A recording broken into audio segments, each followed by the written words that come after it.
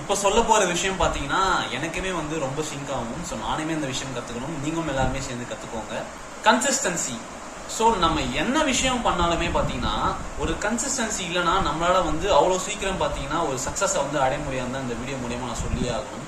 நம்ம ஒரு கோலை பிக்ஸ் பண்றது மட்டும் இல்லாமல் அதுக்காக நம்ம ஹார்ட் ஒர்க் பண்ணி கன்சிஸ்டன்ஸா நம்ம இந்த விஷயத்த நம்ம ஈடுபாடோட பண்ணோம்னா நம்மளால கண்டிப்பா அச்சீவ் பண்ண முடியும். இதன் மூலயமா பாத்தீங்கன்னா நம்மளால சரி எது தப்பு எது நம்ம கரெக்டா தான் பண்றோமா இல்ல நம்ம மிஸ்டேக் பண்றோமான்னு சொல்லிட்டு நம்ம ஈஸியா லேர்ன் பண்ணி அதுல இருக்க மிஸ்டேக்கை பாத்தீங்கன்னா ஈஸியா கிளியர் பண்றது மட்டும் இல்லாமல் சக்சஸுக்கான பாதையை பாத்தீங்கன்னா நம்ம ஈஸியா பில்ட் பண்ணி சக்சஸை நோக்கி அடையிறோம். நானுமே பாத்தீங்கன்னா சரியா வந்து கன்சிஸ்டன்ஸா என்னால வந்து வீடியோ வந்து யூடியூப்ல போஸ்ட் பண்ண முடியல. ஸோ இந்த வீடியோ வந்து எனக்குமே சிங்க் ஆகும்னு சொல்லிட்டு நான் ஃபர்ஸ்டே சொல்லியிருப்பேன்.